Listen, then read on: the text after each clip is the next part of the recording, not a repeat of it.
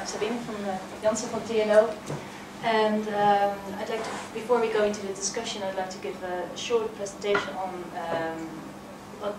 what we did to derive those response relationships, and also and to give you an idea what the results are and how, so we can discuss how this can maybe be used in a guidance document. Okay. So how did we derive those? We did a meta-analysis based on the original data of all available railway vibration field studies, with most of the ones that James just showed you. And we also gathered some additional data within CargoVibes. We did 2 surveys, actually we did 3, but one had such low levels of vibration that we couldn't use that. We did one in Den Bosch and one in Marjonkov in Poland.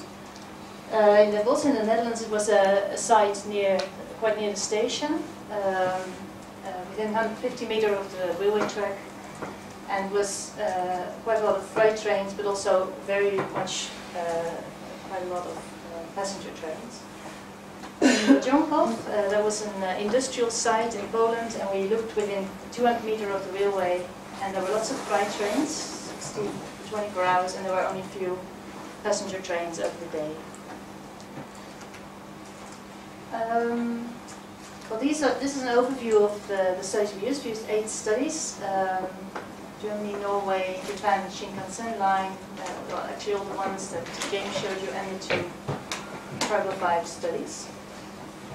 In total, the number of respondents was 4,500. Well, these are the ones that James also showed. Just to give you an idea, some of these have been used for guidance documents as well, but they're very hard to compare because they use different metrics. These are the original metrics used in each study overview, and well, this is what we had to work with, of course.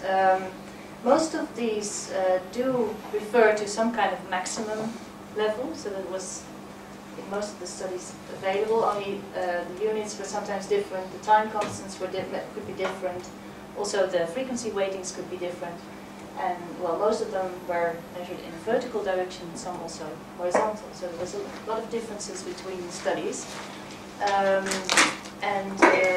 Well, to deal with this, we developed what we called a metrics matrix, or actually Arnold did mainly, in which we could translate these metrics to 3 chosen metrics that were chosen as reference metrics to which all others could be transformed.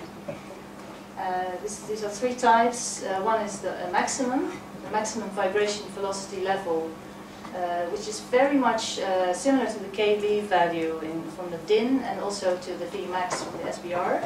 Only it has it's frequency weighted for different directions. There's the direction, so the D stands for direction. That's the only difference. Then a more average value, the RMS, the vibration velocity level over 24 hours. Also weighted for different directions. And finally the VDV, the vibration dose value, which takes into account both the average and the peaks in different ways, or in between. Also weighted for different directions. But what you have to keep in mind is that because most of the studies had a sort of maximum value, the least assumptions were usually needed to derive a VD whereas more assumptions, for instance about the number of events or the duration of events, were needed to derive estimates of the RMS and the VDV. This is over the whole database what we ended up with. These are the 8 studies. You see there's a lot of differences in the ranges between studies here.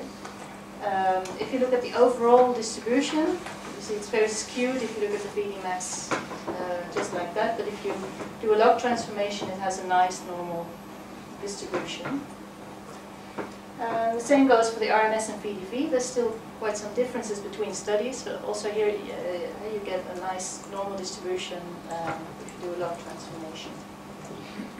So this is the exposure we dealt with. Then the exposure response model we used was the same one that was used for deriving noise annoyance, those response relationships in the previous times. And what we first did was to translate the different annoyance scales into one same scale, a 0 to 100 point scale. And then we fitted a regression model in which we predicted the annoyance score, essentially from the exposure metric, in this case VD max, but we did the same for RMS and VDP. And this is a factor that's taking into account the study effect. So what we end up with is estimates for the effect of the exposure metric, and also an estimate of the variance between studies and the variance within studies. And when we have these estimates, we can derive from that the percentage that at least a little annoyed, or at least annoyed, or at least or percentage highly annoyed, based on different cutoffs on these annoyance scores. Before we did that, however, we wanted to have an idea of how the studies differed according to annoyance at a given level. This is using feeding max. What you see here, the studies that are here are a bit low on annoyance compared to the overall annoyance response. And that, I must say, that's at a fixed exposure level. So, given their exposure levels, these are quite low in annoyance. Whereas this study, this Japanese Shinkansen study, has high annoyance despite having low levels of exposure. So this is a relatively high annoyance response, whereas these are relatively low annoyance response. Well, these are a bit clustered here around the average, but this is really sticking out. The same if you cluster, if you combine studies according to source types. We could only do mixed rail. Unfortunately, we didn't have studies that were only freight trains. So we had mixed rail, we had underground or light rail, and we had high speed, which was only the Shinkansen. And well, this one really sticks out. And the same goes if you look at RMS. There's still some difference in annoyance response between studies, and this one, the Japanese study still sticks out. Also, if you look at source types. And the same goes for VDV.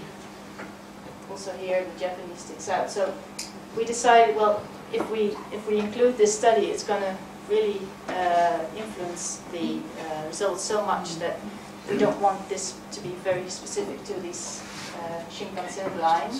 So we decided to pool these studies and leave the Shinkansen out. But that's you should know. Well, this is the one James showed. This is what you end up with if you well, you leave out the Shinkansen, but all the other 7 studies are pooled together. What you can see, the red line is the highly annoyed line. Well, for instance, at a level of VD max 0.5, you expect around 10% to be highly annoyed of the population. So given the whole, this is similar to, for instance, a Vmax of 0.43 or something. Recalculate that. Also, it's a little bit over 20% are expected to be annoyed.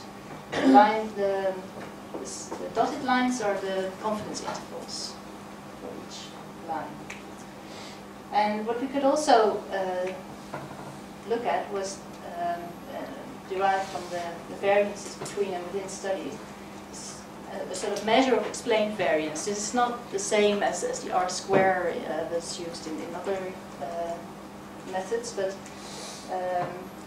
it's a measure to see how much of the how much could be explained by this exposure metric, and it's 0.18 here. We have done the same for RMS, and what you can see here is that the variance goes up. Well, the first thing that springs to mind is, well, okay, so RMS is a better measure. Maybe. I was quite surprised because what I just said, the VD max is require much less assumptions than the RMS to calculate. So I was surprised, but this, well, given that this takes into account the number of events, this is quite important information, I think. And here's the VDP, which is somewhere in between product explained variance.